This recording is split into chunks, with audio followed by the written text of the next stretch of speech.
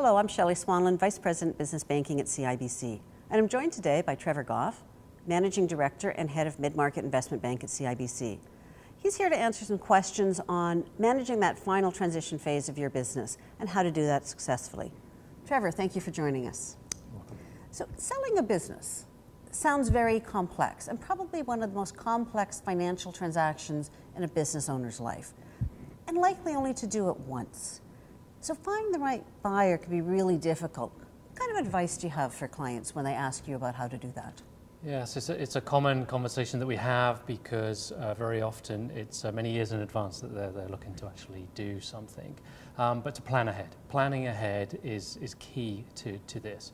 Easier said than done. I agree with that.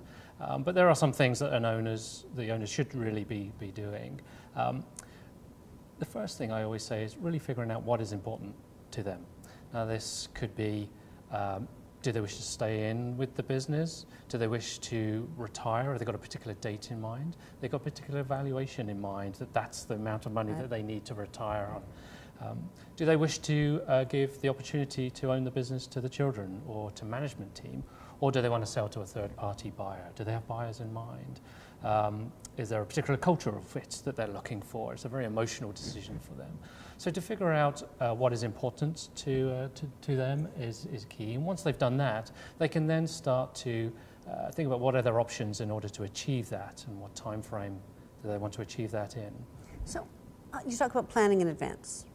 How far in advance do you need to start thinking about planning? Yeah, that's a good question. There's a 2-year rule just because there are tax advantages from making sure that you're set up in terms of trusts to minimize the tax when the event actually comes. So that's a good yardstick, I would say. Often owners that we meet are in that sort of 18-month to 5-year time frame, but I would say 2 years is a good period of time. And very often the conversations that we have with owners is we'll take a look at your business from a buyer's perspective. Right. What is a buyer looking at and what are they going to want to see and not want to see? What are your strengths and what are your weaknesses? And some of the things that we talk to owners about, one of the first things is how dependent is the business on you? If you have the customer relationships, if you have a lot of the decision making, you negotiate the contracts for the business, etc. If a lot of the goodwill in the business is with the owner, that's going to be an issue if the owner is the one that wants to It'd be like losing your biggest asset when you're buying the company. Absolutely. So if you have 2+ years in advance, you have time to groom the management team, start to transfer responsibilities for the business and show owners that the value is staying with the business, it's not with me. Right. There are other things that the company could look at. How concentrated is the business from a customer-based point of view?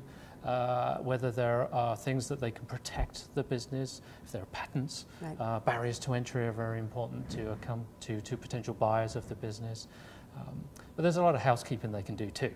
So, but I assume there are people who can help on the housekeeping. So if you were talking to a client and advising them, who would you suggest they need to bring into those conversations? That's a good question. We always say that surround yourself, build a team around you that can help you with this. 4 specialists, self-serving, but investment bankers, someone who can help run the sale process.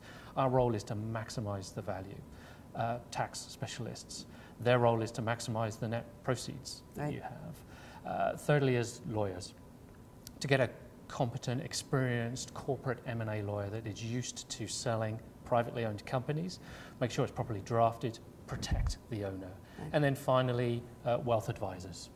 What are you going to do with the proceeds in order to ensure that the retirement is the lifestyle that you wanted? So to plan ahead is key. Excellent. That was very helpful. Thank you very much, Trevor. Trevor Gough, Managing Director and Head of Mid-Market Investment Bank at CIBC.